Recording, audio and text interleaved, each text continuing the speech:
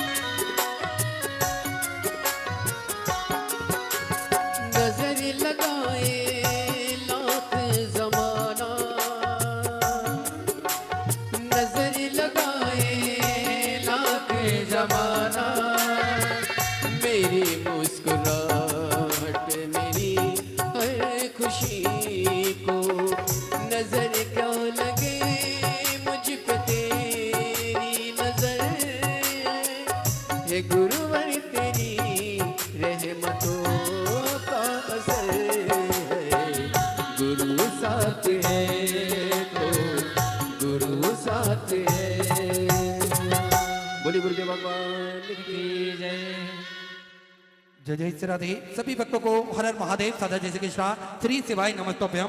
पूज्य गुरुदेव का आगमन हो चुका है। गुरुदेव व्यासपीठ पर मंचासीन हो चुके हैं।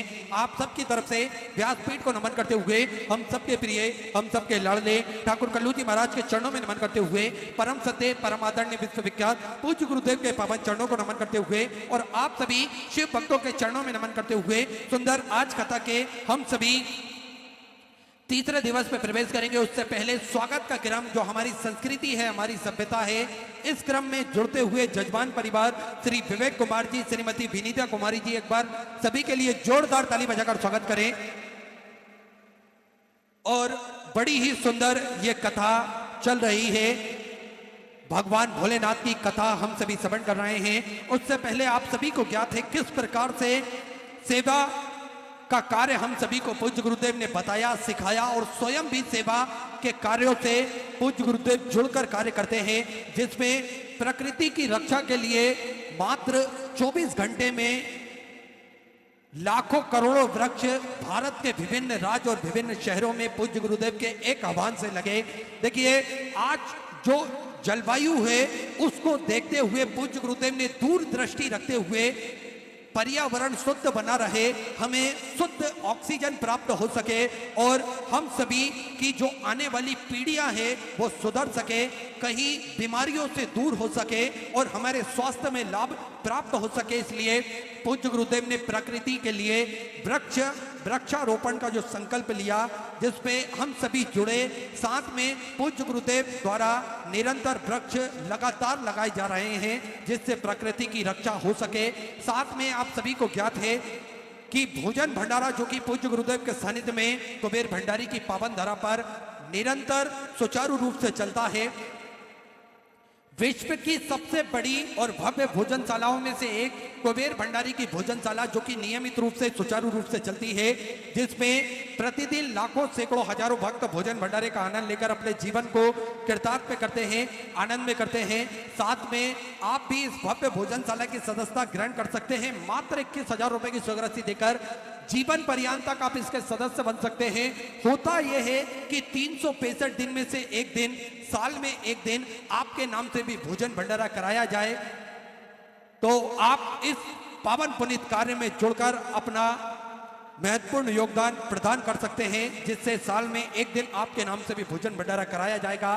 साथ में आप सभी को ज्ञात है, स्वास्थ्य संबंधी क्षेत्रों में पूज्य गुरुदेव हमेशा कार्य करते हैं, जिसमें हम सभी ने देखा है कि हम सभी को स्वस्थ रहने के बारे में भी छोटी छोटी बातें पूज्य गुरुदेव बताते हैं। साथ में पूज्य गुरुदेव के सानिध्य में विगत कई वर्षों से एक प्राथमिक उपचार केंद्र निःशुल्क रूप से चलता आ रहा है, जिसमें दवाई गोली भी निःशुल्क रूप से वितरण की जाती है।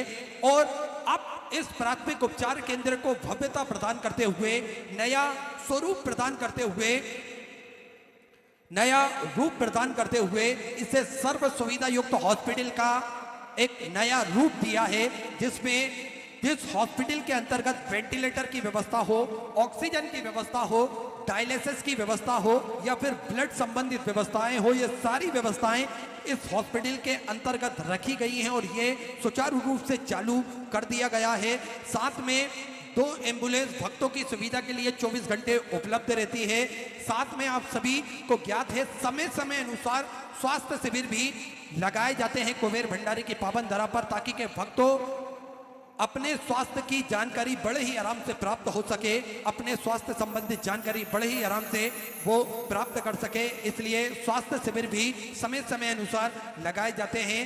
साथ में आप सभी को ज्ञात है, जो 251 कमरों की भव्य विशाल धर्मशाला बनने जा रही है, जिसका निर्माण कार्य बढ़ाते हुए पूज्य गुरुदेव के आदेश अनुसार 100 कमरों का और इजाफा करते हुए 351 कमरों की यह भव्य विशाल धर्मशाला बनेगी, जिसके अंतर्गत लगभग 15 से 16 बड़े बड़े हॉल भी बनाए जाएंगे, ताकि के भक्त बड़े ही आराम से रुककर भगवान का भजन कीर्तन स्मरण कर कर अपने जीवन को कृतार्थ कर सके, आनंद में कर सके।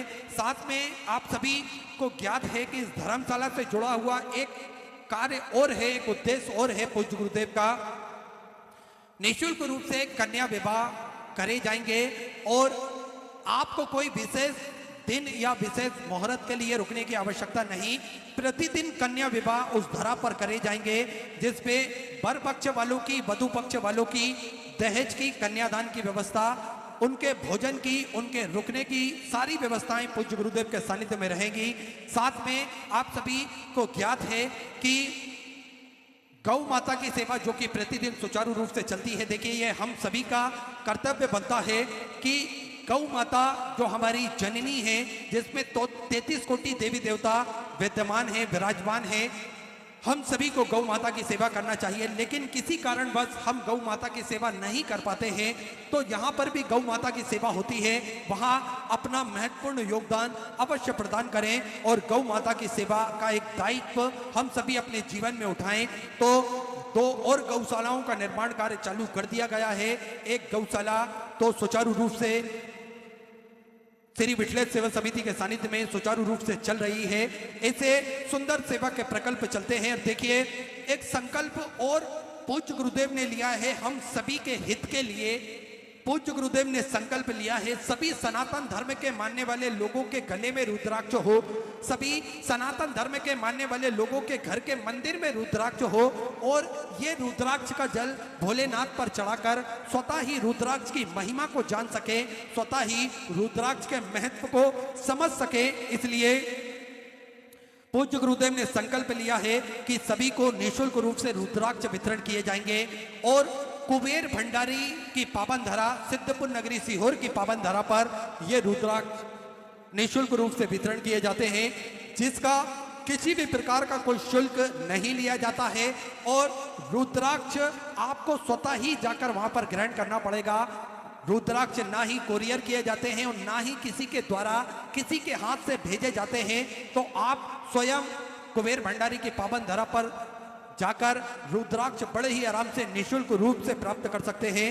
साथ में आप सभी इन सारे सेवा के प्रकल्पों से जुड़ सकते हैं, कदम से कदम मिलाकर, कंधे से कंधा मिलाकर अपना महत्वपूर्ण योगदान प्रदान कर सकते हैं। तो टीवी स्क्रीन पर श्री विठलेश सेवा समिति के 2 अकाउंट नंबर एक्सिस बैंक का और सेंट्रल बैंक ऑफ इंडिया का चल रहा है।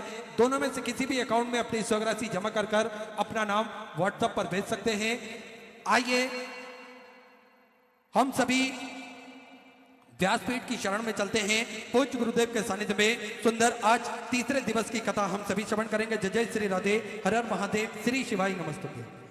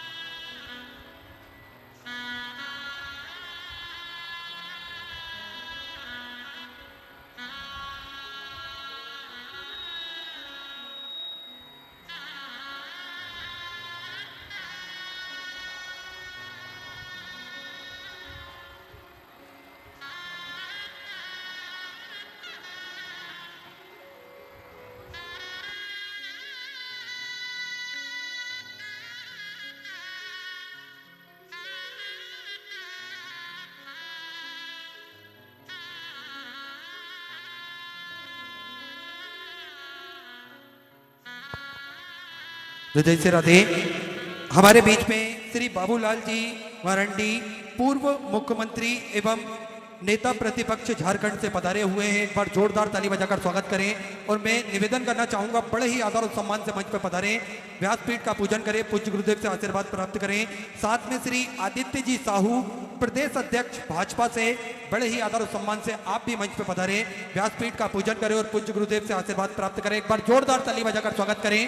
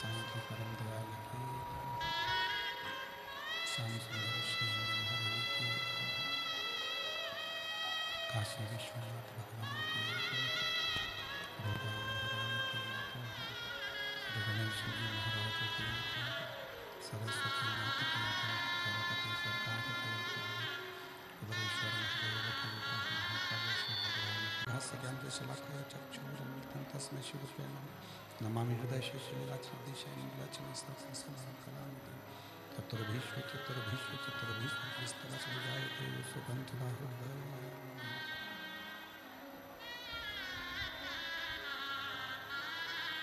बोलो विश्वनाथ भगवान की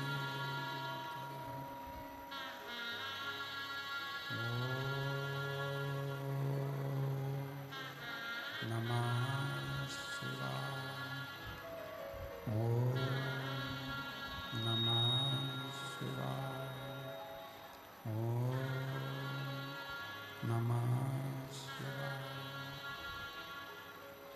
ओम नमः शिवाय नमः शिवाय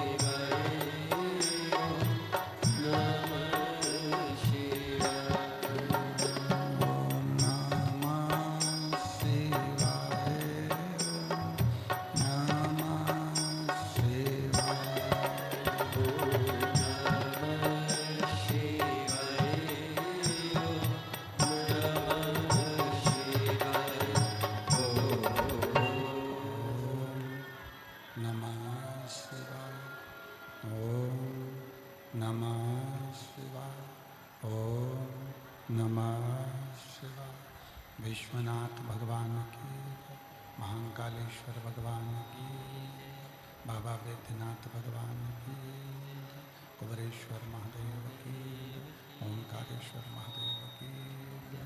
हर हर महादेव, हर हर महादेव, हर हर महादेव, हर काशी, विश्वनाथ, ओगरदानी, त्रिकालदर्शी, कैलाशी, अविनाशी, भगवान शिव, जिनकी पुनीत पावन पवित्र शिव महापुराण की कथा भगवान शिव की कृपा से, करुणा से, उनकी उदारता से रांची, झारखंड की ये पवित्र पावन भूमि, जिस भूमि पर स्वयं देवादिदेव महादेव बाबा वैद्यनाथ जी के रूप में विराजमान है, ऐसी झारखंड की पवित्र भूमि को नमन करते हुए भगवान शिव की यह पवित्र पावन कथा जो रांची झारखंड की इस पवित्र धरा पर चल रही है, आज उस कथा का तृतीय दिवस है। भगवान शिव की पवित्र पावन आनंदमय ये पवित्र कथा के मंडप में विराजमान पूर्व मुख्यमंत्री, नेता प्रतिपक्ष श्री झारखंड से श्री बाबूलाल मरंडी जी, श्री आदित्य साहू जी, प्रदेश अध्यक्ष भाजपा सरकार से एक बार जोरदार ताली बजाकर इन सभी के लिए साधु का, जो इस पवित्र पावन शिव महापुराण की कथा में आप आए और भगवान शिव की ये पवित्र कथा श्रवण करने के लिए विराजित हुए। कथा के मुख्य आयोजक, कथा के मुख्य आयोजनकर्ता, थोड़ा अंदर का रिटर्न बढ़ाओ, बाहर का भी थोड़ा प्रेशर बढ़ाओ, अंदर और बाहर दोनों का बढ़ाओ। बाकी की सेटिंग ठीक है, थोड़ा अंदर का बढ़ाइए, ये बक्से नहीं चल रहे हैं शायद, और बाहर का भी बढ़ा दीजिए। झारखंड रांची की इस पवित्र भूमि पर जो कथा चल रही है, उसके मुख्य आयोजक श्री शिवाला सेवा समिति, एक बार श्री शिवाला सेवा समिति के लिए भी जोरदार ताली बजाकर साधु का, जिन्होंने अथक मेहनत कर कर, बहुत प्रयास कर कर इस पवित्र कथा का दिव्य आयोजन किया है। मुख्य यजमान श्री विवेक कुमार जी, श्रीमती विनीता कुमारी जी, रांची झारखंड से हैं। भगवान शिव की कृपा से, करुणा से, बाबा देवादिदेव महादेव की बड़ी कृपा विवेक जी आप पर और श्रीमती विनीता जी आप पर बहुत हुई है, जो बाबा ने कथा के मुख्य यजमान पद देकर आपको यहाँ विराजमान किया। एक बार जोरदार ताली बजाकर उनका साधुवाद। और तेरी कृपा बिना न हिले एक भी अणु, लेते हैं श्वास तेरी कृपा से तनु तनु। बखान क्या करूं मैं राखों के ढेर का, चपटी भभूत मेरे खजाना कुबेर का। हे गंगाधार मुक्ति वार ओमकार तू, भोले ओमकार तू, आयो शरण तिहारी शंभु तार तार तू। शिव की कृपा से, करुणा से, उनकी उदारता से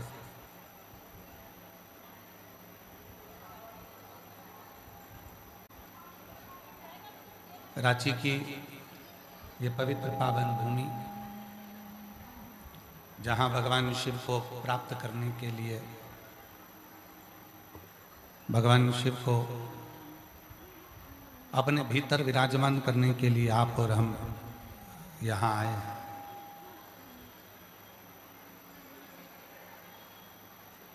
सबसे कठिन अगर कुछ है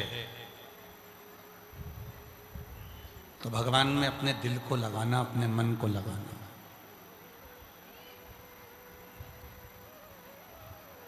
लोग कहते हैं कि भक्ति बहुत कठिन है, पर शिव महापुराण की कथा कहती है कि भक्ति बिल्कुल सरल है, पर दिल लगाना परमात्मा से यह कठिन है। भक्ति में कठिनता नहीं है, कठिनता है अपने मन को, अपने चित्त को, अपने हृदय को भगवान में लगाना।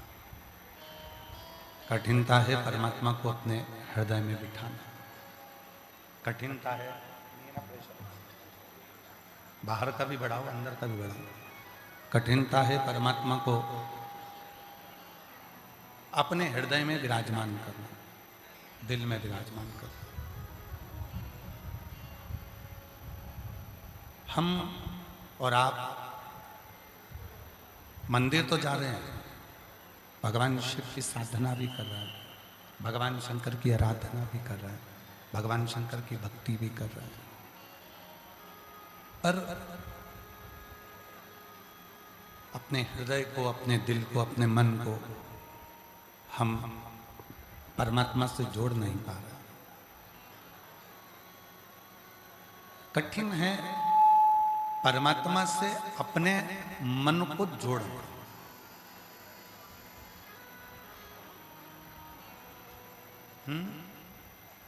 आवाज नहीं आ रही बेटा, प्रेशर खोलो, अंदर भी प्रेशर नहीं आ रहा, प्रेशर नहीं आ रहा है, आवाज सुनाई नहीं दे रही।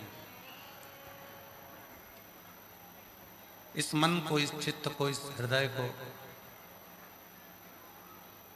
परमात्मा से जोड़ना ये बहुत कठिन है।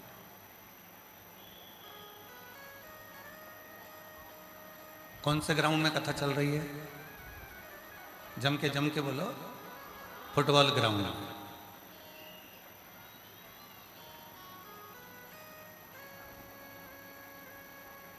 एक गेंद, उसे सब लात मार रहे हैं, इधर वाले भी उसको लात मार रहे हैं, उधर वाले भी उसको लात मार रहे हैं, और वो गेंद उचक भी बहुत रही है।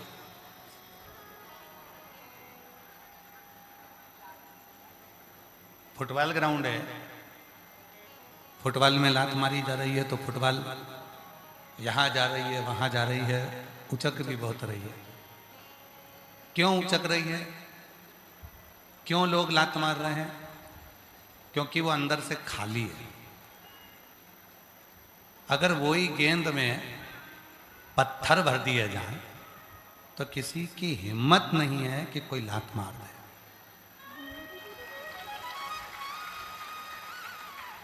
गेंद खाली है, इसलिए उसको लात मारी जा रही है,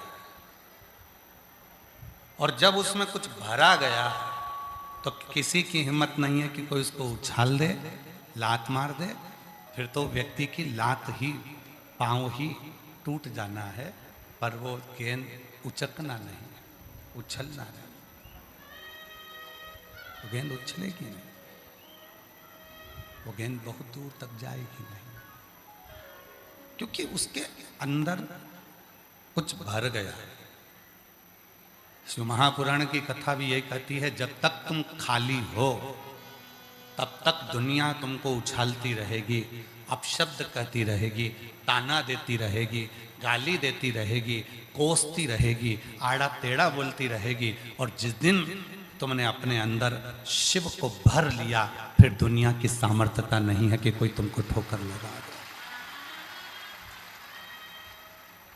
फिर किसकी सामर्थ्यता होगी? कौन होगा? कौन ठोकर लगाएगा? किसकी सामर्थ्यता होगी जो आपको ठोकर लगा दे?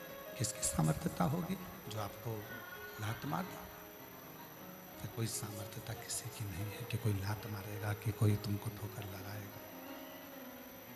ना कोई लात मार सकता है, ना कोई ठोकर लगा सकता है, कोई नहीं लगा पाएगा, बस उसको अंदर से भरना पड़ेगा। और इस मैदान में, फुटबॉल के इस ग्राउंड में ना जाने कितनी टीमें हारी होंगी और कितनी टीमें जीती होगी।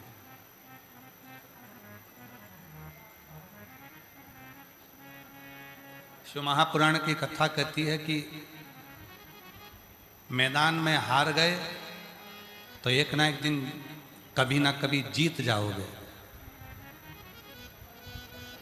पर मन से हार गए तो जिंदगी में कभी जीत नहीं पाओगे। इसलिए अपने आप को इतना प्रबल करिए, इतना बलवान करिए कि मन से नहीं हार।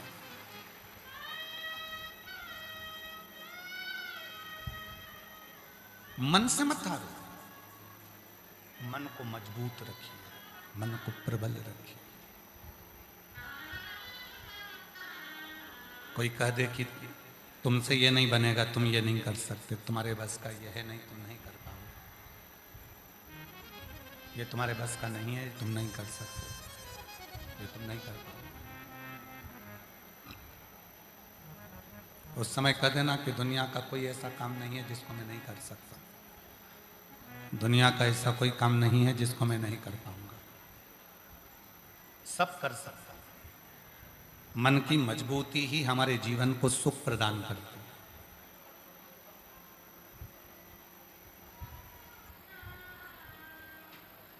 हारना नहीं है। कितना चल कर आयो,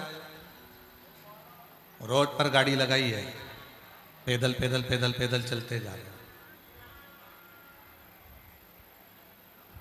आज तक कोई ऐसा व्यक्ति नहीं है जिसने किसी के हाथ को प्रणाम किया हो। आज तक कोई ऐसा व्यक्ति नहीं है किसी ने किसी के सिर को प्रणाम किया हो। आज तक कोई ऐसा व्यक्ति नहीं है किसी ने किसी के कंधे को प्रणाम किया। आज तक कोई ऐसा व्यक्ति नहीं है किसी ने किसी के हृदय को प्रणाम किया। आज तक कोई ऐसा व्यक्ति नहीं है किसी ने उसके उदर को, पेट को प्रणाम किया। आज तक कोई ऐसा व्यक्ति नहीं है कि किसी के घुटने को प्रणाम किया। लोग प्रणाम करते हैं तो चरण को करते हैं, पाँव को करते हैं, पंजे को करते हैं। जो पंजे पृथ्वी पर रमे लगे हुए हैं, लोग उस पर अपना सिर रखते हैं, उसको प्रणाम करते हैं। लोग हाथ को कभी प्रणाम नहीं करते, सिर को कभी प्रणाम नहीं करते, नेत्रों को कभी प्रणाम नहीं करते। लोग अगर किसी को प्रणाम करते हैं तो उसके पाँव को प्रणाम करते हैं। क्यों करते हैं? क्योंकि वही पाँव हैं जो व्यक्ति को मंजिल तक लेकर जा सकते हैं। ये पाँव हैं जो तुम्हें कथा तक लेकर आ सकते हैं। ये पाँव हैं जो तुम्हें चलाकर शिव के धाम तक लेकर जा सकते हैं। और यही पाँव हैं जिनको चलकर तुम अपने जीवन की ऐसी कोई मंजिल नहीं, ऐसा कोई लक्ष्य नहीं जहां तक तुम पहुंच नहीं। पूजन, शिव आराधना, शिव साधना, शिव मंत्र, शिव की उपासना दो तरह से लोग करते हैं। एक पूजन होती है दिखाने की, एक मंत्र जपा जाता है दिखाने को। एक साधना होती है दिखावे की और दूसरी साधना होती है भगवान को रिझाने की। विवेक जी, हम रांची के, झारखंड के इस सभी शिव भक्तों को बहुत साधुवाद देते हैं और साथ में आपको भी साधुवाद देते हैं और शिवाला सेवा समिति को भी साधुवाद देते हैं। हमें खुशी है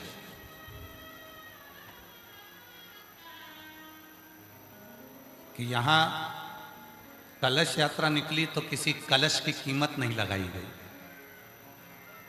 यहां बैठने के लिए किसी कुर्सी की कीमत नहीं लगाई गई। यहां भंडारे की कोई कीमत नहीं लगाई गई। यहां चारों तरफ दुकानें लगी हुई हैं, गरीब लोगों ने अपनी अपनी दुकान लगाई, किसी की कीमत नहीं लगाई गई। हम आपको, रांची वालों को, झारखंड वालों को सिर झुकाकर प्रणाम करते हैं। इसको सही कथा कहते हैं। कल हम विवेक जी, आशीष जी को कह रहे थे कि उनको कहना जजमान को कि दिल लूट लिया रांची वालों ने, झारखंड वालों ने। यहां किसी चीज को बेचा नहीं गया, ना कलश बेचा गया है, ना कुर्सी बेची गई है, ना जगह बेची गई है, ना दुकान बेची गई है, ना किसी तरह का कोई सामान बेचा गया है। यहां तो केवल रांची वालों ने दिल लुटाया है, जो 3 बार पंडाल गिरा उसके बाद भी मजबूती से खड़ा कर शिव पुराण की कथा का। एक बार अगर पंडाल गिर जाए तो कथा कैंसिल होने के कतार पर आ जाती है, पर 3 बार ये बड़े बड़े पंडाल गिरे हैं और आज तक इन पंडालों में व्यवस्था चल रही है। मैं नमन करता हूं झारखंड वालों, आपका, आपके चरणों को नमन करता हूं। बस ऐसा ही प्रेम बनाकर रखना शिव के प्रति। इसको पाखंड और आडंबर में लेकर मत जाना, इसको व्यापार में लेकर मत जाना, इसको व्यवसाय में लेकर मत जाना। इसको दिल से इसी तरह से कथा का रसतत्व ग्रहण करना। दिल लूट लिया। अब सोचने में आता है एक ही दिल है, महादेव को दूं कि तुमको दूं? एक ही है। पर मन में आता है कि जो शिव कथा सुनते हैं वो भी तो महादेव कहलाते हैं, इसलिए महादेव को ही दिल दिया है। आपके रूप में भी वही तो विराजमान महाराज।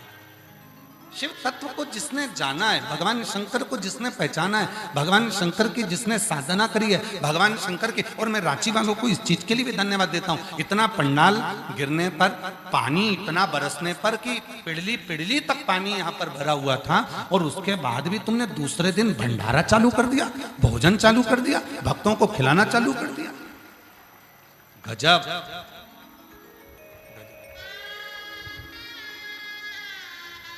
नजर उतर वाले ना घर जाके सभी साधुता है आपका, स्नेह है आपका।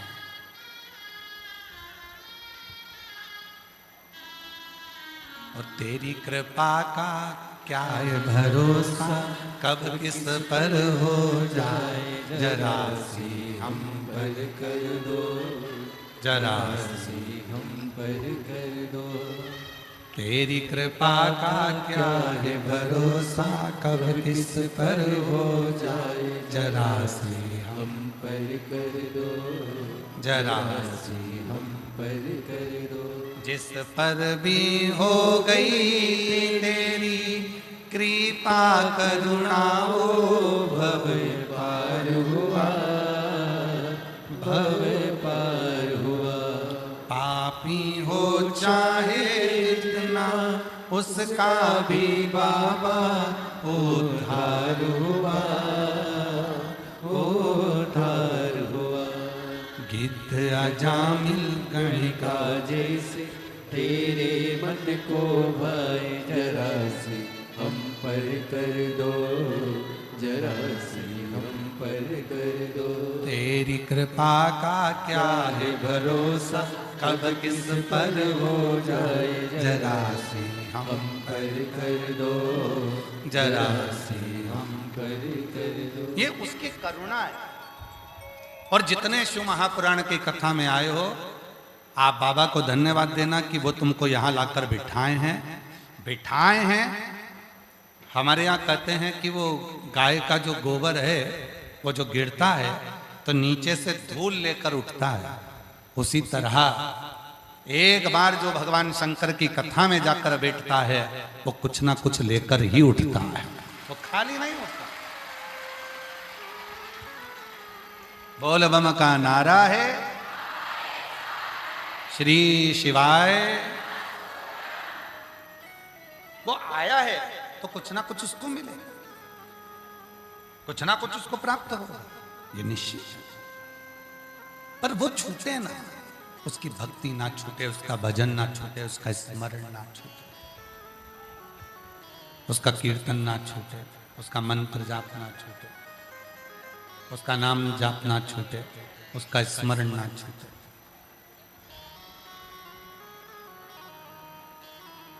बुखार आता है,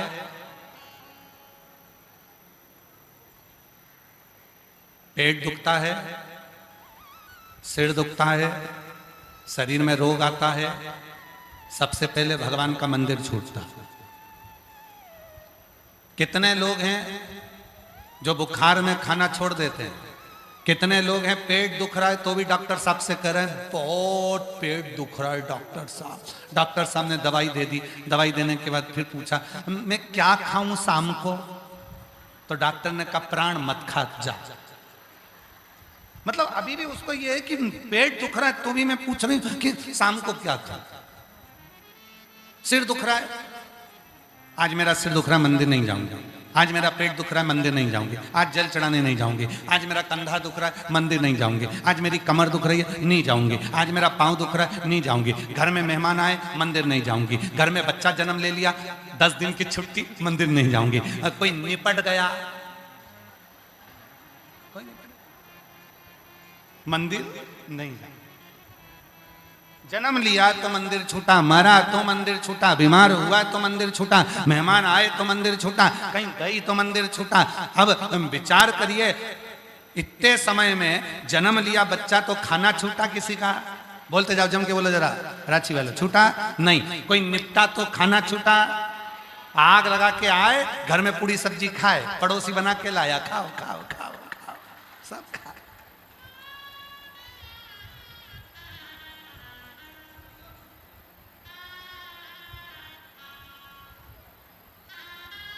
और जो निपट के गया वो फोटो टंगा इतना बड़ा नीचे रखा, गोबर लीप के इतना बड़ा कंडा जलाया, कंडा गोईठा इतना बड़ा गोईठा जलाया और जला के और उसको रख दिया। और वो जो व्यक्ति मरा वो उसको होटल का रोज पसंद था, भोजन रोज पसंद था। अब क्या खिला रहे हैं, गुड़ और घी, शक्कर और घी दोनों मिला के गोईठा पे छोड़ के।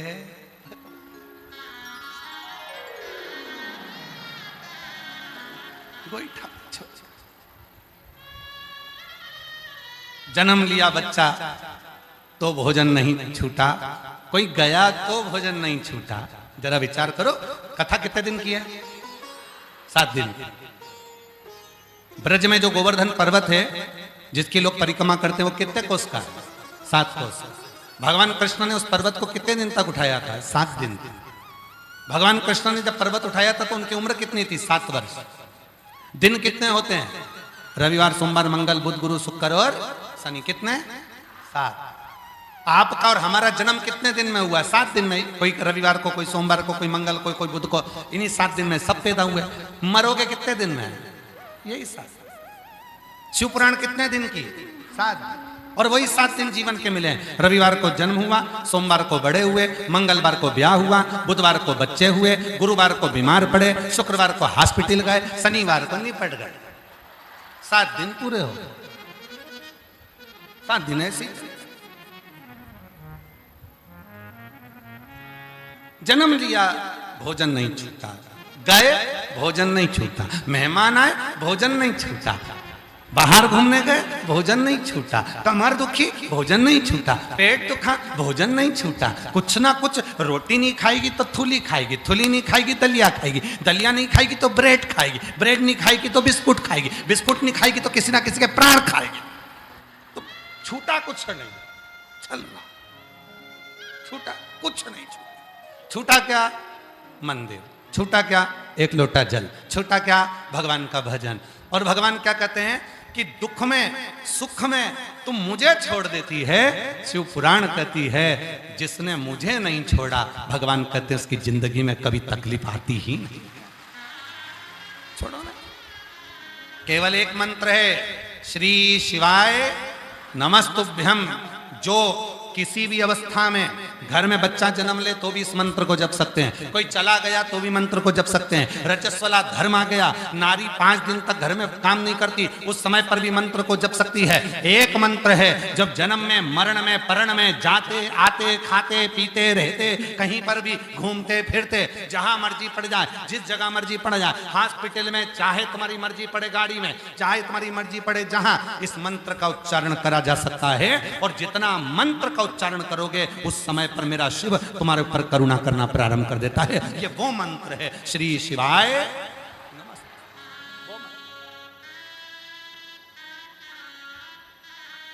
जपो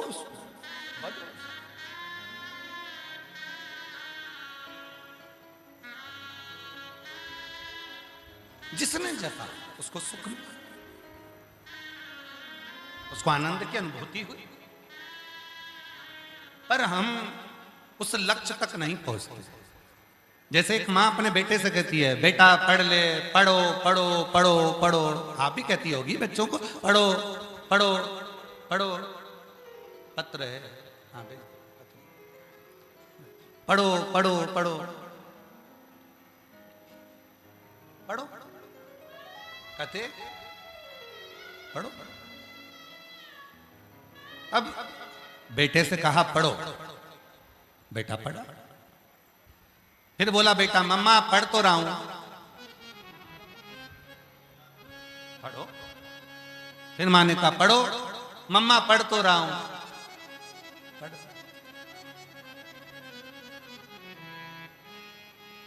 और एक दिन मम्मी ने पूछ लिया, होते हैं कई लोग माला पकड़े हैं बैठे हैं, कोई ने पूछा क्या कर रहे, जप रहा हूं। उसी तरह जैसे बेटा कहता पढ़ रहा हूं, पढ़ जप। पर तुमने जपा, क्या वो मिला?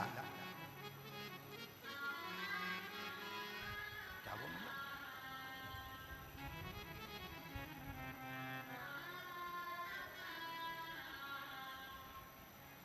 कपड़े बदल लिए, वो मिला? हमने पहले भी कथा में कहा, आज फिर कहते, मेरे भोले बाबा को पाने के लिए कपड़ा बदलने की जरूरत नहीं पड़ती। मेरे भोले बाबा को पाने के लिए केवल कलेजा बदलने की जरूरत पड़ती है। मन बदला,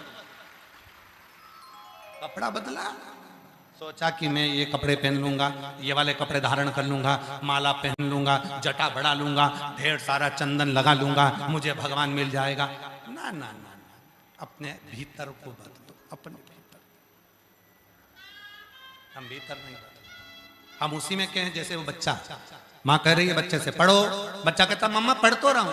फिर माँ ने कहा पढ़ो, पढ़ तो रहा हूं। एक दिन माँ ने पूछ लिया कि मैं बोलती हूँ पढ़ो और तू बोलता है मैं पढ़ रहा हूं, तो आज मुझे बता तू क्या पढ़ रहा है, तू पढ़ क्या रहा है? इतने में बच्चे ने कहा मम्मा तुम्हारे होने वाली बहू के मैसेज पढ़ रहा हूं।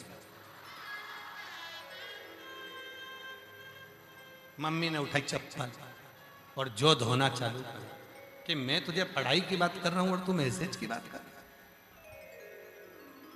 बस यही जीवन है।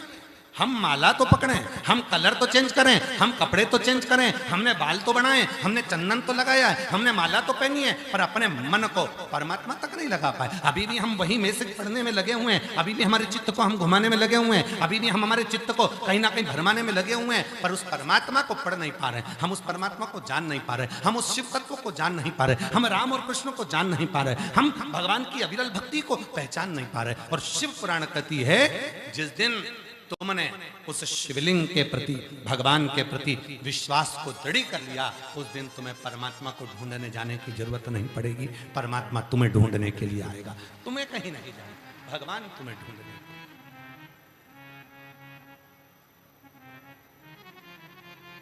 फिर तुम्हें और मेरे भोले तेरा सहारा है, सहारा है, मेरी नैया का तू किनारा है, मेरी नैया का तू किनारा है। मेरे बाबा तुझे पुकारा है, मेरे बाबा तुझे पुकारा है, मेरी नैया का तू किनारा है, मेरी नैया का तू किनारा है। हमने ढूंढा उसको, उस परमात्मा को ज्यादा ढूंढने की जरूरत नहीं, तुम तो उसको भजो, और जितना भजोगे, जितना पुकारोगे, जितना स्मरण करोगे, वो तुम्हारे करीब में, तुम्हारे नजदीक में आएगा, जो पहुंचेगा जो।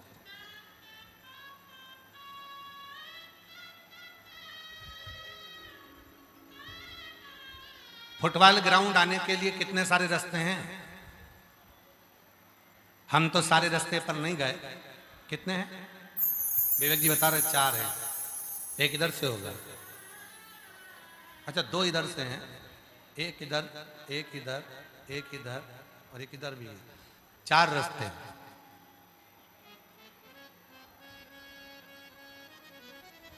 कितने सारे रास्ते हैं।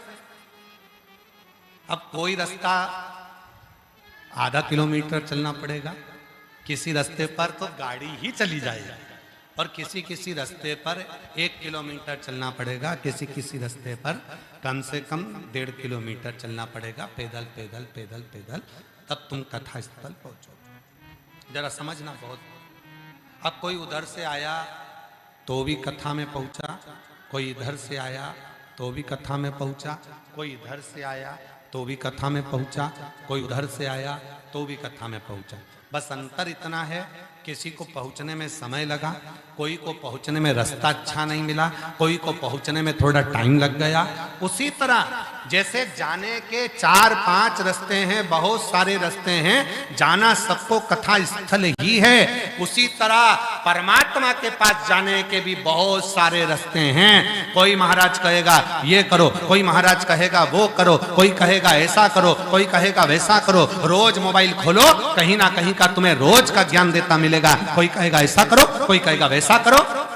अब निर्भर तुम पर करता है कि तुम कौन से रास्ते पर चलना चाहते हो। एक रास्ता कोई बताएगा तो हो सकता है कि तुम्हें पहुंचने में देरी हो जाए, दूसरा रास्ता हो सकता है कोई बताएगा तो वहां पर कीचड़ मिल जाए, तीसरा रास्ता कोई बताएगा तो हो सकता है कि वहां पहुंचने में देरी हो जाए। इसलिए शिव महापुराण ने सबसे सरल रास्ता एक बताया, सारी समस्या का हल। शिव महापुराण का सबसे सुंदर, सबसे सरल, सबसे इजी एक रास्ता है, एक लोटा जल सारी समस्या। कैसी भी समस्या, कैसा भी दुख है, कैसी भी तकलीफ है, किसी भी परेशानी, एक लोटा जल चढ़ाओ परमात्मा।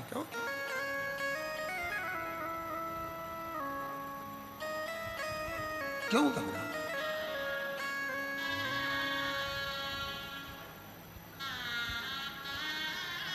किस्मत वालों को मिलता है बाबा तेरा दरबार, किस्मत वालों को मिलता है बाबा तेरा दरबार। सच्ची सरकार तुम्हारी साचा है दरबार, किस्मत वालों को मिलता है बाबा तेरा दरबार, किस्मत वालों को मिलता है बाबा तेरा दरबार। कितने किस्मत वाले हो? एक रास्ता बिल्कुल सरल सा, एक रास्ता बिल्कुल इजी, एकदम सरल, ना कोई आडंबर, ना कोई दिखावा, ना कोई भटकाव, एक लोटा जल सारी समस्या का।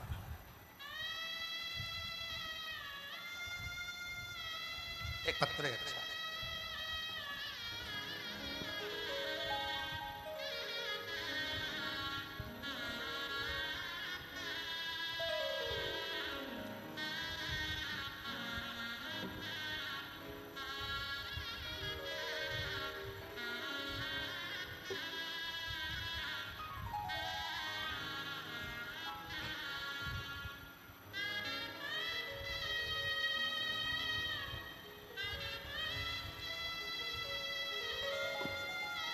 देखिए, मेरा नाम शीला देवी है, गांव छपरा। प्रणाम करती हूं मैं। मेरा नाम शीला देवी, गांव छपरा। हमारे पोते के गले में गठान हो गया था, डॉक्टर को दिखाया पर ठीक नहीं हुआ। गुरुजी ऑपरेशन का बोला, मन थोड़ा घबराया। कहीं बैठी हैं माता जी? अच्छा है, आ जाओ माँ, आ जाओ, आ जाओ। श्री शिवाय नमस्ते, आ जाइए, आ जाओ, एक बेलपत्र लेकर जाना। जाइए। मेरा नाम शीला देवी है, गांव छपरा से आई हूँ। मेरे पोते के गले में गठान हो गया, डॉक्टर को दिखाया तो उसने ऑपरेशन का बोल दिया और कहा कि इसकी जांच भी होगी। हम घबरा गए, बड़े दुखी हो गए, करें तो करें क्या। तब हमारी पड़ोसन ने बताया कि वो सियोर वाला बाबा कथा कहता है, यदि कथा सुनकर शिव के मंदिर जाकर एक लोटा जल चढ़ाकर उस जल का आचमन करा जाए, वो कहता है एक लोटा जल सारी समस्या का हल। तो हमने मंदिर जाना प्रारंभ करा, शिव जी को जल चढ़ाना प्रारंभ करा और वो जल लाकर बच्चे को पिला देते थे। बाबा का ऐसा कृपा है, आज मेरा बच्चा ठीक हो गया। शिव की कृपा से उसकी गठान पूरी की पूरी गल गई। मैं बाबा को धन्यवाद देने के लिए आया। गुरुदेव, मैंने कहा था यदि मेरे बच्चे के पोते के गले की गठान गल जाएगी और उसको कोई बीमारी नहीं निकलेगी तो मैं 4 पंडाल कथा सुनूंगी। आज बाबा की कृपा से मेरा ये चौथा पंडाल है। मैं बाबा को यहाँ प्रणाम नमन करने के एक पत्र और अच्छा।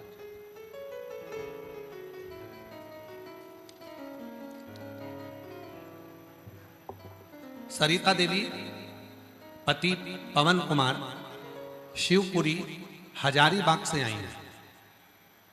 शिवपुरी हजारीबाग से आई हैं। आप ही हैं?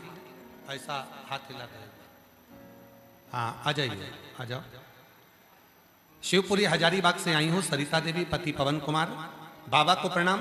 बाबा, एक लोटा जल में क्या बखान करूं। बाबा, इस कथा के बारे में कभी जानते भी नहीं थे। मेरी बेटी की छाती में गठान हो गया था। हम इलाज करा करा के थक चुके थे। एक बार ऑपरेशन भी कराया, फिर भी बाबा गठान फिर रह गई। फिर किसी ने कहा कि टीवी पर कथा सुनिए। हम 2022 से कथा सुन रहे हैं। फिर सीहोर भी गए, वहां से रुद्राक्ष लाए और पानी में गलाते बाबा पर चढ़ाकर बेटी को देते चालू किया। फिर बाबा की ऐसी कृपा हुई गुरुदेव, अब बेटी की सारी गठानें गल चुकी हैं। अब मेरी बेटी पूर्ण तरह से स्वस्थ हो गई है। मैं बाबा को यहां नमन करने के लिए आई हूं। गुरुदेव, हम समिति को धन्यवाद देते हैं, विवेक कुमार जी को धन्यवाद देते हैं, उनकी धर्म पत्नी को धन्यवाद देते हैं, जिन्होंने ये पवित्र शिव महापुराण की कथा का आयोजन रांची में कराकर हम लोगों का कल्याण किया। ये शिव तत्व है। और किस्मत वालों को मिलता है बाबा तेरा दरबार। किस्मत वालों को मिलता है बाबा तेरा दरबार। सच्ची सरकार तुम्हारी साचा है दरबार। किस्मत वालों को मिलता है बाबा तेरा दरबार। किस्मत वालों को मिलता है बाबा तेरा दरबार। बहुत सुंदर, अच्छा लिखा है दीदी आपने। आइए, एक बेलपत्र बहुत सुंदर लिखा है, इसको आप भी पढ़ो। एलईडी पर, आस्था चैनल पर भी इसको चलाओ। बेटी ने लिखा है, बड़ा सुंदर भाव लिखा है। नेहा अड़ू किया, बहुत सुंदर भाव बेटी ने लिखा है। आप लोग पत्र को पढ़ सकते हैं एलईडी पर, बहुत सुंदर। शिव शिव है, शंकर शंकर। और किस्मत वालों मिलता है बाबा तेरा दरबार। किस्मत वालों को मिलता है बाबा तेरा दरबार। इसी बेटी का पत्र है जिसने ये पत्र लिखा है, जो फोटो भेजा है। मेरा नाम नेहा अड़ुकिया है। 2017 में गंगा अस्पताल कंप्यूटर में मेरा स्पाइन का बड़ा ऑपरेशन हुआ है। और स्पाइन के ऑपरेशन में डॉक्टर बोले थे अब आप कभी भी झुक नहीं पाओगे और कभी भी जमीन पर बैठ नहीं पाओगे। गुरुदेव, आप एक भजन गाते हैं, हम तो बाबा के भरोसे चलते हैं। मैंने भी अपने भरोसे को डगमगाया नहीं, सच्ची श्रद्धा और विश्वास से आपके मार्ग पर चलती रही। शिव जी को एक लोटा जल चढ़ाती रही, पशुपतिनाथ का व्रत करती रही। और गुरुवर, आज बाबा को धन्यवाद देती हूं कि डॉक्टर ने कहा था कि जिंदगी भर नीचे नहीं बैठ सकती, झुक नहीं सकती। आज बाबा की कृपा से नीचे भी बैठती हूं और झुककर काम भी करती हूं। ये शिव की कृपा, ये शंकर की कृपा। एक विश्वास, एक भरोसा, एक दृढ़ता हमारे भीतर है।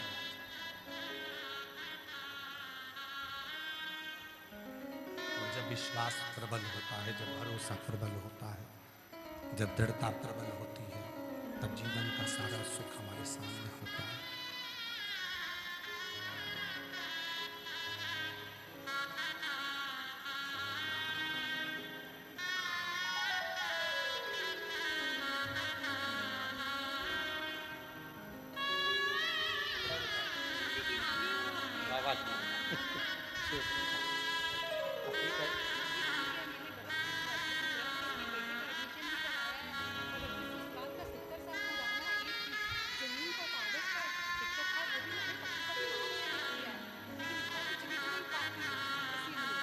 बेटी कह रही है बेटे का भी एडमिशन हो गया।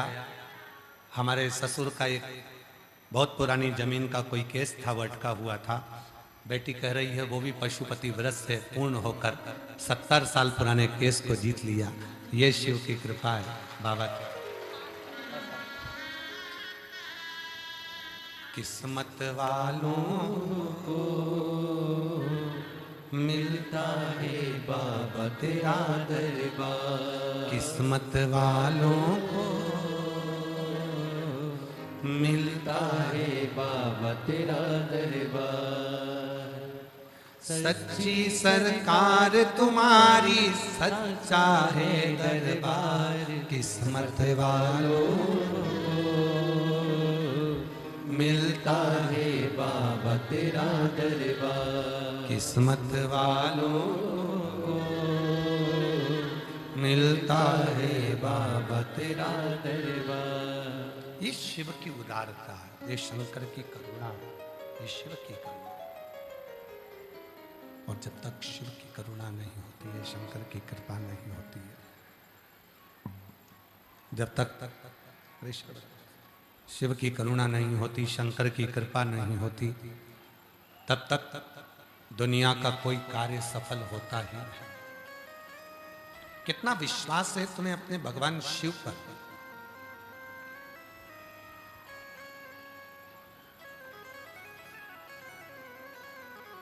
एक लोटे जल पर कितना भरोसा है, ये आपके ऊपर निर्भर करता है। एक लोटे जल पर कितना विश्वास है, ये आप पर निर्भर करता है। और वो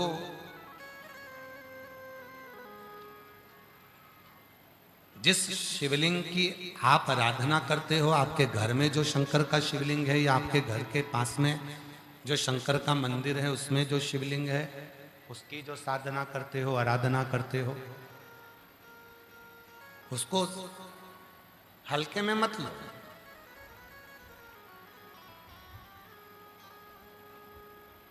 उसमें कितनी प्रबलता है, उसमें कितना सुख है, उसमें कितना बल है, उसमें कितना आनंद है, ये आपको समय पर आकर मालूम पड़ेगा कि उसमें कितना प्रबलता, कितनी प्रबलता।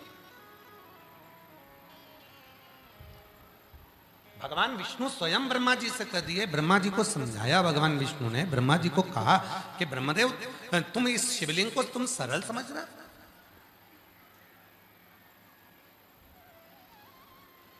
तुम इस शिवलिंग को सरल समझ रहे। और प्रकट भी खुद नहीं करा है, उसको एक पर्वत में से प्रकट किया, ब्रह्मा और विष्णु ने दोनों ने मिलकर प्रकट किया उसको। और ब्रह्मा विष्णु दोनों ने मिलकर जिसको प्रकट किया और उसको तुम सरल समझ, ये सरल नहीं है। अभी कथा को शुरू करने से पहले आप लोगों से कहा था, भक्ति सरल हो सकती है पर विश्वास सरल नहीं हो पाता, उसकी कठिनता। भक्ति की सरलता, भक्ति की सरलता विश्वास की मूलता।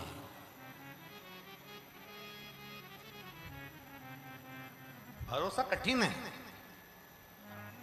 और बहुत कठिन है, एक दृढ़ी होना, एक दृढ़ता से कर देना, एक दृढ़ता से भजन कर लेना। एक कई माताएं मेरी बैठी हैं, कई जीजियां मेरी बैठी हैं, कई जीजा बैठे हैं, कई बेटियां बैठी हैं, कई बुजुर्ग माँ बाप बैठे हैं जो छाती ठोक कर देते हैं, एक लोटा जल चढ़ाऊंगी और मेरा दुख मिटेगा। कई मीडिया वाले उनके पास माइक लेकर पहुंचते हैं, उनसे उनका विचार जानते हैं, उनसे पूछते हैं कि तुम यहाँ पंडाल में आई हो, इतनी भीड़ में आई हो, इतना पानी गिर रहा है, बारिश हो रही है, हवा चल रही है, आंधी चल रही है, धूप पड़ रही है, और तुम यहाँ कथा में अपना घर छोड़कर, एसी का कमरा छोड़कर, पंखे छोड़कर, इतनी गर्मी में तुम कथा में आकर बैठ गए। क्या मिलता है तुम्हें? उनसे जब पूछा जाता है तब वो कहते हैं कि हमें हमारे बाबा ने दिया तो ही तो हम शिव पुराण की कथा में आकर बैठे हैं, नहीं तो आकर बैठता ही कौन आकर? कृपा की ना होती जो आदत तुम्हारी तो सुनी ही रहती अदालत। गरीबों के दिल में जो जगह तुम ना पाते तो किस दिल में होती इबादत तुम्हारी। कृपा की ना होती जो आदत तुम्हारी तो सुनी ही रहती अदालत तुम्हारी। गरीबों के दिल में जो जगह तुम ना पाते तो किस दिल में होती इबादत तुम्हारी। कृपा की ना होती जो आदत तुम्हारी। महाराज शिव पुराण की कथा कर रही है, दो तरह का पूजन कर रहे हो, भजन कर रहे हो, स्मरण कर रहे हो, कीर्तन कर रहे हो, मंत्र जाप कर रहे हो, नाम जाप कर रहे हो, नाम कीर्तन कर रहे हो, मंत्र जाप कर रहे हो, स्मरण कर रहे हो, दो तरह का। आज के समय में व्यक्ति, कई लोग भजन भी करते हैं तो दूसरे को रिझाने के लिए,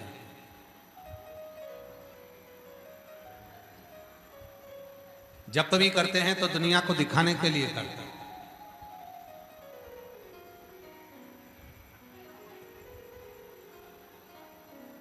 मंत्र भी जपते हैं तो दुनिया को दिखाने के लिए जपते हैं।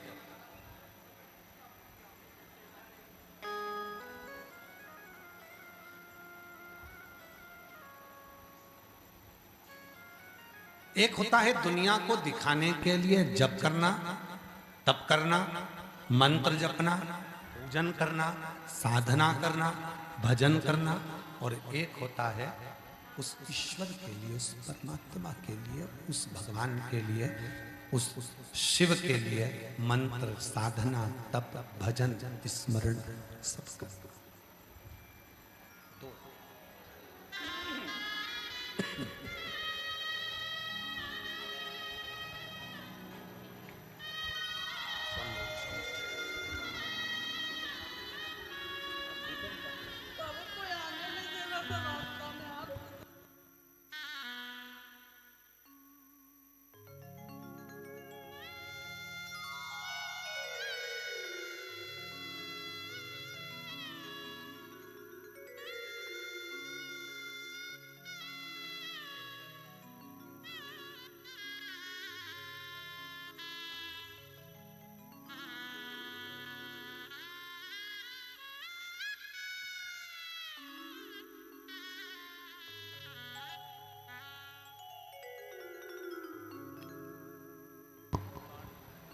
किस्मत वालों को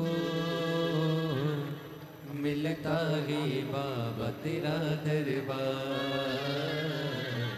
किस्मत वालों को मिलता है बाबा तेरा दरबार। सच्ची सरकार तुम्हारी साचा। पोते को गले में गांठ हो गई थी, ऑपरेशन का डॉक्टर कह दिए थे, और बाबा की कृपा से अब पूरी गल चुकी है। शिव की कृपा से जोरदार ताली बजाओ साथ में। सच्चा दरबार है तेरा, सच्चा है दरबार। किस्मत वालों को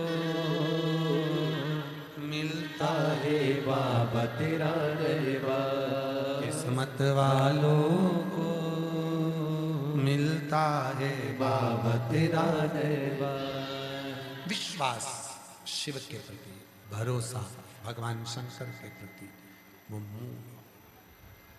और जिस दिन तुमने भरोसे को मूल बना लिया, जिस दिन तुमने विश्वास को मूल बना लिया, उस दिन शिव तुम्हारा होगा, उस दिन भगवान शंकर तुम्हारे होगा।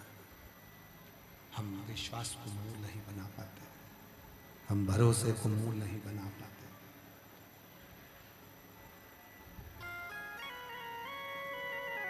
ब्रह्मा, जिस शिवलिंग की तुम साधना कर रहे हो, आराधना कर रहे हो, भगवान भोलेनाथ, बाहर का खोलो, बाहर का प्रेशर बढ़ाओ तो अंदर आवाज खुद आ जाएगी। बाहर का बढ़ाओ तो अंदर आवाज आएगी। हाँ, बाहर का बढ़ाओ। शिव कथा कर रही है, भगवान शंकर का चरित्र कर रहा है। ब्रह्मा, जिस शिवलिंग को अपन ने प्रकट करा, इस पर विश्वास होना जरूरी। और जब तक भरोसा नहीं होगा, विश्वास नहीं होगा, तो शिव मिल नहीं सकता। ब्रह्मा जी गए भगवान का मुख देखने के लिए, भगवान विष्णु जी गए भगवान का चरण ढूंढने के लिए, चरण नहीं मिला, आकर सत्य बोल दिए तो उनका नाम सत्यनारायण हो गया। पर ब्रह्मा जी झूठ बोलते हैं और निरंतर बोलते हैं। कल कथा में कहा था, व्यक्ति एक झूठ बोलता है तो उस झूठ को चुकाने के लिए उसको दूसरा झूठ बोलना ही पड़ता है। दूसरा झूठ बोलेगा तो उसको छुपाने के लिए तीसरा झूठ बोलना पड़ेगा।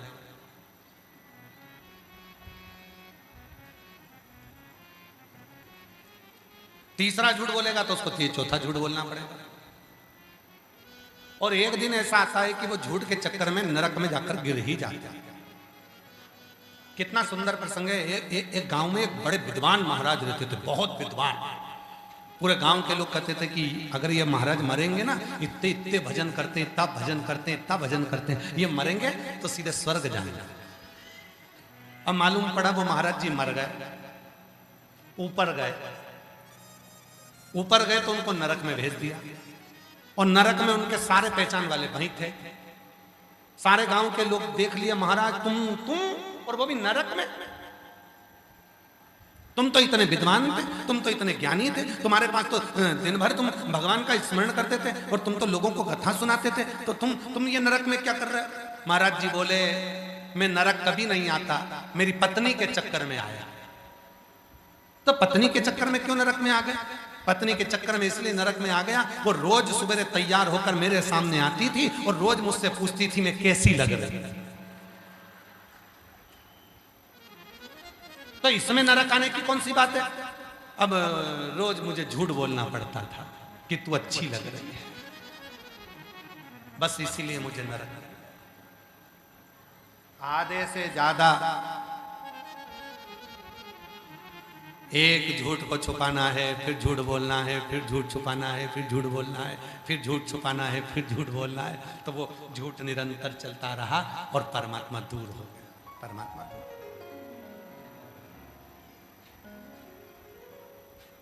इसीलिए मेरी जीजी, और तुम भी मेरे जीजा जी से मत पूछा करो कि मैं कैसी लग रही। तुम तो क्या पूछो? और वो सुबह सुबह तुमसे झूठ बोल रहे हैं, बहुत अच्छी लग रही है। अब उसका बोलने का तो मन था, उसी में कहा ले, जैसे एक पत्नी पति से बोली नई साड़ी पहन के मैं कैसी लग रही, कैसी लग रही, कैसी लग रही। पति ऑफिस जा रहा था, उसने पति को कसम दे दी, तुम्हें तुम्हारे बाप की कसम है, आज सत्य बोलो।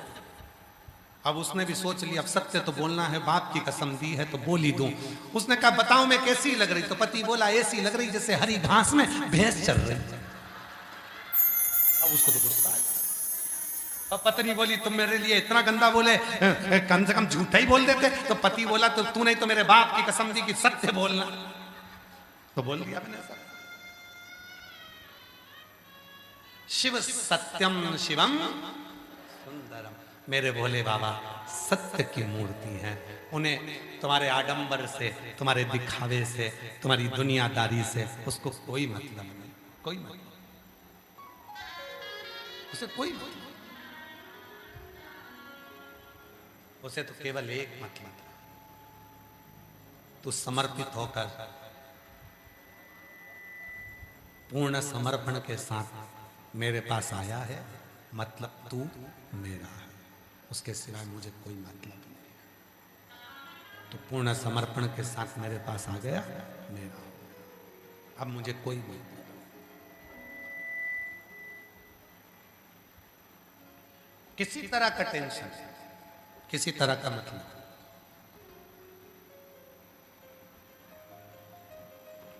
शिव महापुराण में एक बड़ी सुंदर बात कही है महाराज, यदि कोई बीमार है, मंदिर नहीं जा सक रहा है, वो मंदिर नहीं जा सकता, बीमार हो गया, अपने हाथ का स्पर्श कराकर भी अगर कोई एक लोटा जल शिव के मंदिर में भेजना प्रारंभ कर देता है और वही चढ़ाए हुए जल का भाव उस बीमार व्यक्ति को आचमन कराना प्रारंभ कर देता है, 3 दिन के अंदर उसको उठकर बैठना ही पड़ता है। इतनी शिव की कृपा उसमें प्रबल है।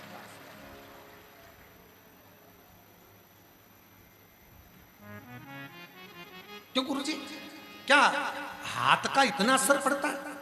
क्या हाथ का इतना प्रभाव पड़ता है? क्या हाथ का इतना प्रभाव पड़ता है? क्यों नहीं पड़ता?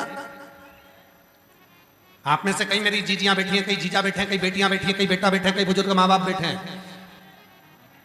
घर का जेवर सारा चले गया, पर मैं अपनी चेन नहीं दूंगी तो नहीं दूंगी।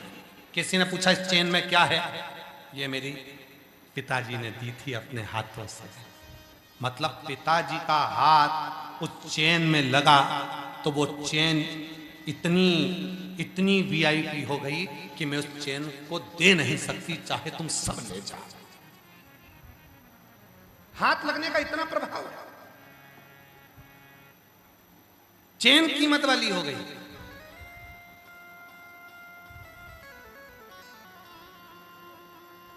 एक 1000 मंगलसूत्र खरीद लो बाजार में जाकर, 50 मंगलसूत्र खरीद लो बाजार में जाकर, भले रानी हार खरीद लो चाहे देवरानी हार खरीद लो।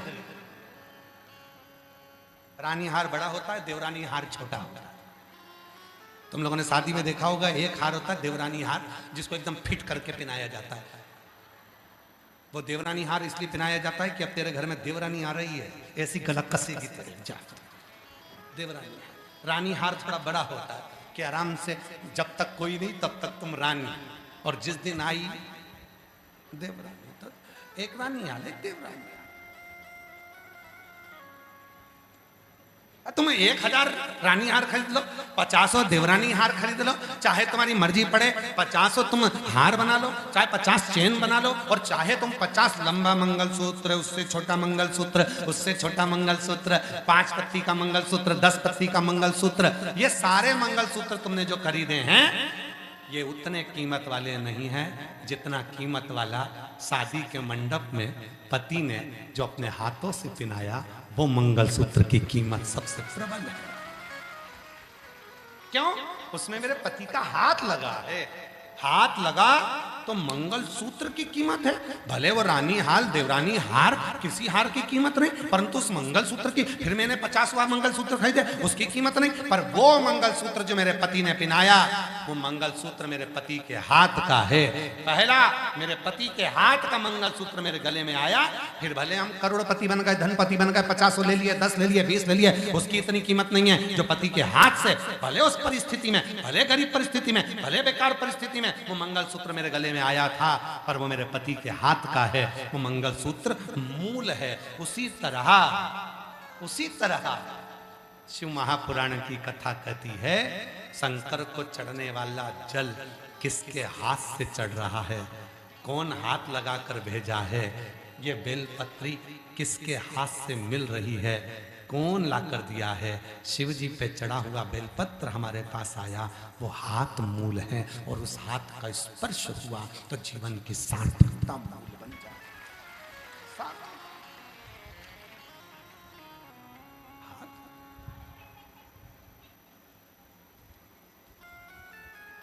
कहां नींद आती है?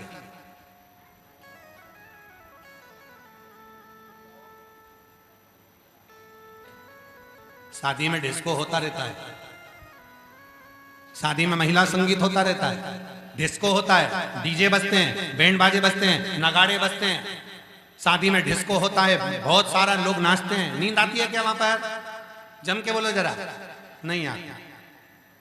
सुंदरकांड में जाकर बैठ जाओ, रामायण में जाकर बैठ जाओ, कथा में जाकर बैठ जाओ, सिर पे पल्लू लेके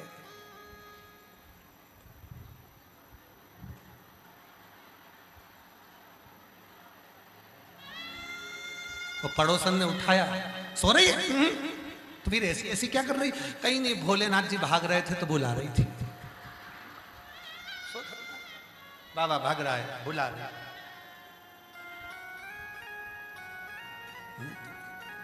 कहां नींद आई है?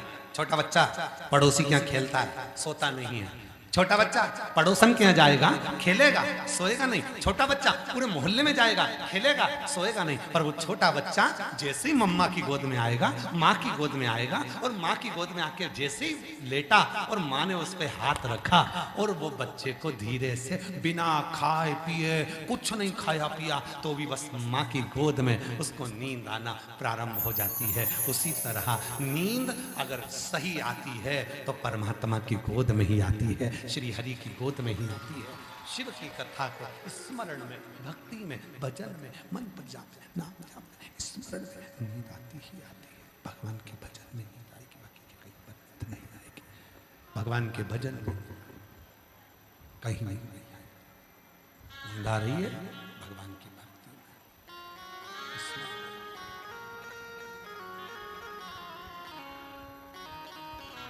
और मिलता है सच्चा सुख महादेव तुम्हारे चरणों में। मिलता है सच्चा सुख केवल महादेव तुम्हारे चरणों में। चाहे कांटों में भी चलना हो, चाहे अग्नि में मुझे चलना हो, चाहे छोड़ के देश निकलना। और मेरी जीजियों याद रखना, रांची की जितनी मेरी बहनें बैठी हैं, जितनी मेरे जीजा बैठे हैं, जितनी मेरी बेटियां बैठी, ध्यान रखना, जो शंकर की कथा में पहुंच गया, जिसने नहीं देखा बहुत दूर है, पैदल चलना पड़ेगा, गाड़ी कहां लगाएंगे, पानी गिर रहा है, आंधी चल रही है, तूफान चल रहा है, गर्मी बहुत तेज है, जगह नहीं मिलेगी, पंडाल फुल है, भीड़ बहुत ज्यादा है। जो डर गया वो रह गया, और जो आ गया फिर वो अंदाजा लगा कर रखना कि 3 महीने में मेरे बाबा तुम्हारी झोली में क्या क्या प्रदान है। चाहे कांटों पर मुझे चलना हो, चाहे अग्नि में मुझे जलना हो, चाहे छोड़ के देश निकलना हो, पर मन नहीं डगमग मेरा हो, रहे ध्यान तुम्हारे चरणों में। हो मिलता है सच्चा सुख केवल महादेव तुम्हारे चरणों में। भगवान शिव को पाना सरलता। आप जाएं शिव की आराधना करने, साधना। ब्रह्मा शंकर को तुम पहचान जाओ तो तुम्हारी जिंदगी सार्थक हो जाए। ब्रह्मा जी नहीं पहचाने थे, यहां तक भगवान शंकर को शंकर भगवान के ससुर भी नहीं पहचाने। दक्ष प्रजापति भी शिव जी को नहीं जान पाए।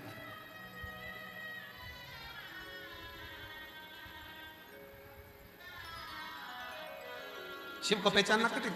एक पत्र है, अच्छा देखो।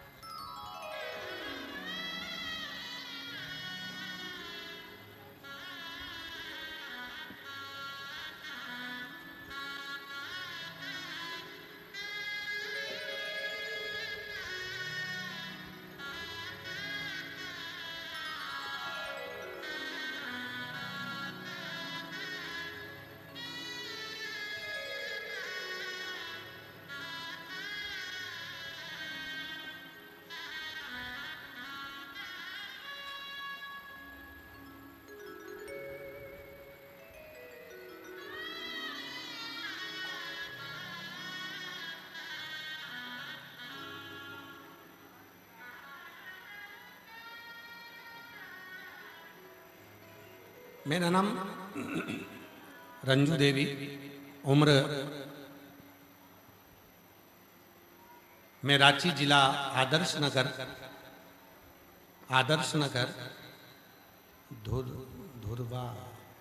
धुरवा ही है, आदर्श नगर धुरवा की निवासी हूं। मेरा मोबाइल नंबर यह है। मैं भोले बाबा का क्या बखान करूं, जितनी बखान करूं उतना कम। मेरे भोले बाबा ने बहुत कुछ दे दिया। मेरे 2 बेटे हैं। मेरा बड़ा बेटा सरकारी नौकरी की तैयारी कर रहा था, लेकिन हर बार 2-3 नंबर से रह चुका था, चूक जाता था, घर आकर बहुत उदास रहता था। लेकिन यहाँ पिछला कथा जो जमशेदपुर काजू बागान में हुई थी, मेरी ननद ने बोला शिव महापुराण की कथा में पंडित प्रदीप मिश्रा कथा वाचन करते हैं, आ रहे हैं। सुना कथा के पंडाल में कुछ भी मांगो, बाबा सुनते हैं और इच्छा पूरी करते हैं। मैं क्या कहूं गुरुजी, किसी कारणवश पूरी कथा में तो नहीं पहुंची और कथा में नहीं जा पाई, गुरुदेव कथा में नहीं पहुंच पाई, लेकिन हर रोज टीवी पर आपकी कथा सुनती हूँ। मैं हर रोज टीवी पर कथा सुनती। कथा समापन के बाद वहां पहुंची जहां पर कथा हुई थी, जमशेदपुर में। कथा समापन के बाद वहां जाकर वहां की मिट्टी को, भूमि को प्रणाम करके वहां की मिट्टी को लेकर आ गई। रोज मंदिर में शिवालय पर जाने लगी। अपने बेटे से भी कहा तुम भी मंदिर जाया करो, 1 लोटा जल रोज चढ़ाया करो, बाबा जरूर सुनेंगे, सबको दिया है तुम्हें भी देंगे। मेरे बड़े बेटे से मैंने कहा सियोर वाला बाबा कहता है कि मेहनत को चौगनी करो। मेरे बेटे ने चौगनी मेहनत करी और बाबा की ऐसी कृपा हुई कि आज मेरे बेटे का सिलेक्शन अग्निवीर के रूप में हो गया। मैं बाबा को यहाँ प्रणाम करने के लिए आई हूँ, उसका फोटो भी लगा रहा हूँ। शिव कृपा किसको कहते हैं? एक पत्र और बड़ा सुंदर है।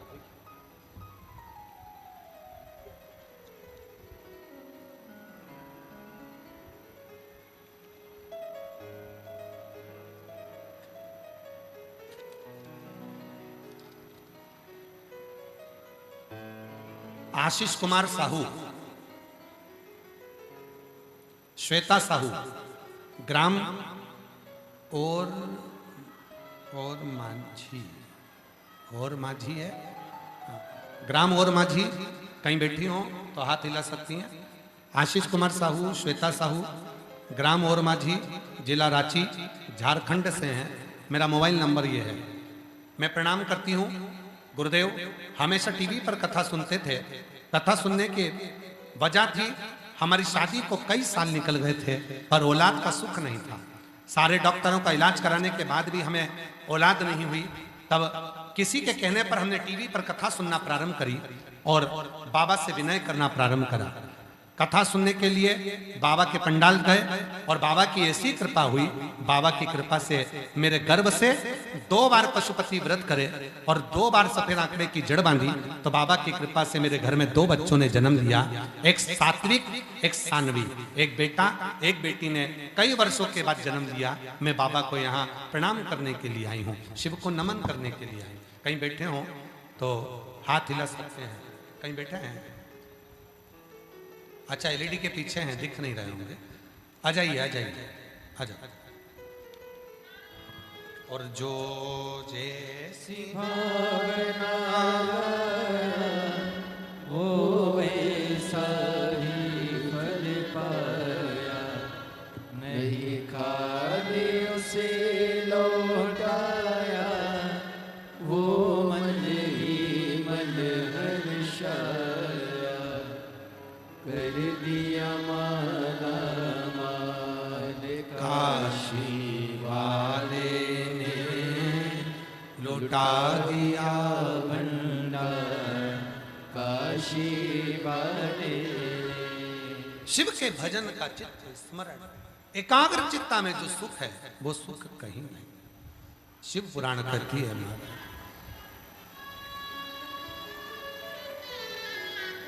जिस माला से स्वयं मां जगत जननी जगदम्बा जपी हो, जिसका स्मरण स्वयं भगवान की अविरल भक्ति के लिए, सुख के लिए किया गया।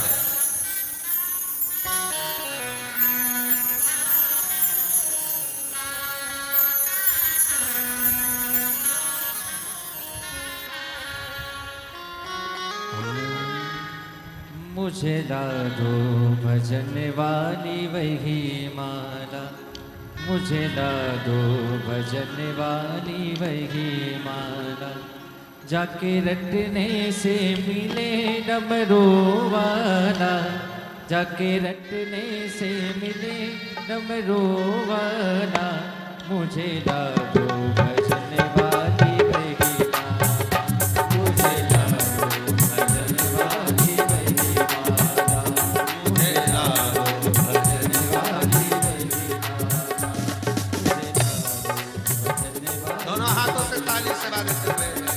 जाके रटने से मिले डमरू वाला, जाके रटने से मिले डमरू वाला, मुझे ला दो ला दो ला दो, मुझे ला दो ला दो ला दो, मुझे ला दो भजन वाली वही माला, ओ मुझे ला दो भजन वाली वही माला।